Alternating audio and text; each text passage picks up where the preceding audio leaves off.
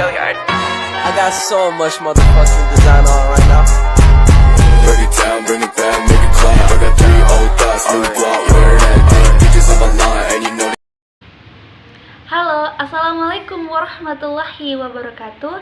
Perkenalkan, nama saya Mira Anjani, NIM 12020720149 dari kelas Ilmu Hukum B. Baiklah, di video kali ini saya akan memaparkan beberapa materi untuk memenuhi ujian tengah semester Hukum Laut dengan dosen pengampu Bapak Dr. Muhammad Darwis SHI SHMH. Baiklah, langsung saja ke materinya, tonton sampai habis ya. Baiklah, ada 3 materi yang akan disampaikan, yaitu mengenai perairan pedalaman, laut teritorial, dan zona tambahan. Baiklah, untuk penjelasan pertama yaitu mengenai perairan pedalaman. Apa sih perairan pedalaman itu? Perairan pedalaman adalah perairan yang terletak ke arah dalam dari garis batas pengukur laut teritorial atau pengukur zona-zona maritim lainnya. Secara umum terdiri dari teluk, muara, pelabuhan, dan perairan-perairan yang tertutup oleh garis pangkal lurus. Nah, terdapat beberapa bagian laut yang masuk dalam perairan pedalaman, yaitu sebagai berikut. Ada teluk, muara, pelabuhan, kanal, dan sungai. Nah, selanjutnya kita akan membahas tentang tata cara pengukuran perairan pedalaman.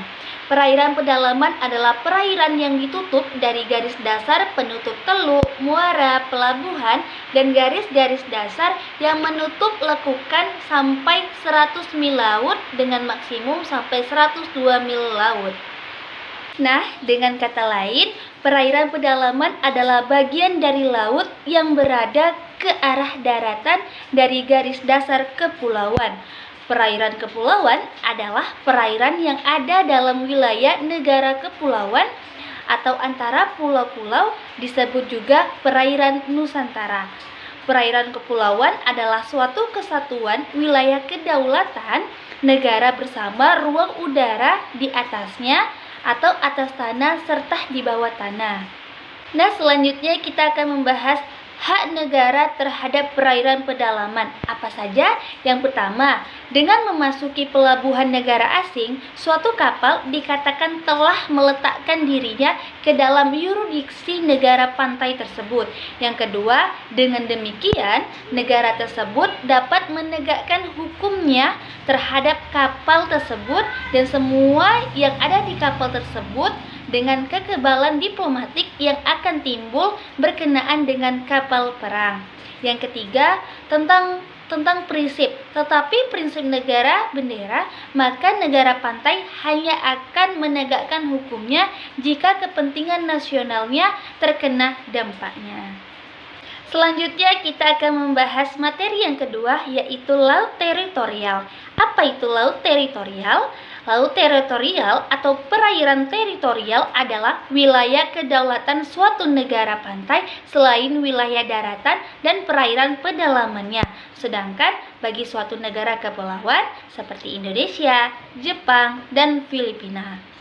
Laut teritorial ini sendiri meliputi pula suatu jalur laut yang berbatasan dengan perairan kepulauannya, dinamakan perairan internal termasuk dalam laut teritorial. Pengertian kedaulatan ini meliputi ruang udara di atas laut teritorial serta dasar laut dan tanah di bawahnya, dan kedaulatan atas laut teritorial dilaksanakan dengan menurut ketentuan Konvensi Perserikatan Bangsa-Bangsa tentang Hukum Laut atau United Nations Convention on the Law of the Sea. Nah, UNCLOS tahun 1958 dan 1960 menetapkan bahwa lebar laut teritorial setiap negara adalah 3 mil laut diukur dari garis pangkal. Nah, hukum laut di Indonesia sendiri sejak zaman kemerdekaan telah mengalami beberapa kali perubahan. Pada awalnya, hukum Belanda dalam Ordonansi Laut Teritorial pada tahun 1939 menjelaskan bahwa laut teritorial Indonesia berjarak 3 mil ke arah laut lepas. Nah, laut teritorial Indonesia selebar 12 mil laut yang diukur dari garis pangkal kepulauan mengelilingi kepulauan Indonesia, perairan Nusantara yang terletak di antara pulau-pulau beserta dasar laut di bawahnya. Nah, selanjutnya kita akan membahas tata cara pengukuran laut teritorial. Penentuan laut teritorial suatu negara pantai dilakukan dengan cara penarikan sejauh 12 mil dari garis pangkal terluar yang merupakan titik pasang surut terendah seperti yang diatur dalam Pasal 5 UNCLOS dan Undang-Undang Nomor 6 Tahun 1996 Pasal 5. Nah, UNCLOS sendiri dan Undang-Undang Nomor 6 Tahun 1996 memberikan pengecualian terhadap wilayah laut yang memiliki pantai yang saling berhadapan antar negara pantai.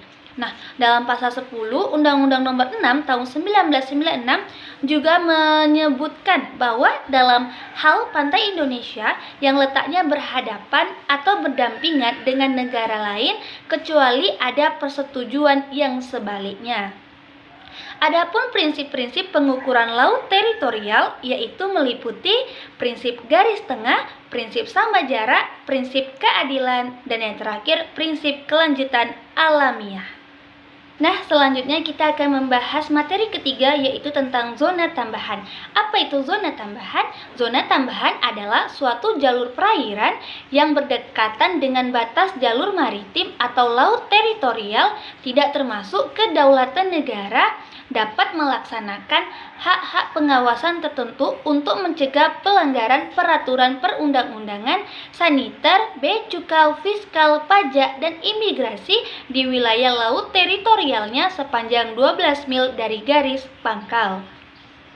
Zona tambahan dalam pasal 24 ayat 1 UNCLOS 3 dinyatakan bahwa suatu zona dalam laut lepas yang bersambung dengan laut teritorial negara pantai tersebut dapat melaksanakan pengawasannya yang dibutuhkan untuk 1. Mencegah pelanggaran-pelanggaran perundang-undangan yang berkenaan dengan masalah bea cukai atau terus perpajakan atau fiskal atau keimigrasian atau immigration dan berserikatan atau sanitera. Nah, yang kedua yaitu menghukum pelanggaran-pelanggaran atau peraturan perundang-undangan tersebut di atas.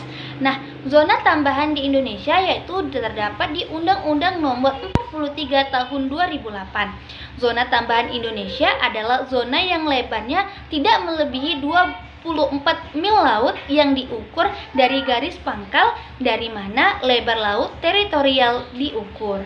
Nah, untuk melaksanakan pengawasan di zona tambahan yang diperlukan untuk mencegah pelanggaran dan menghukum pelanggar peraturan perundang-undangan di bidang bea cukai, fiskal, imigrasi, atau saniter di dalam wilayah negara atau laut teritorial.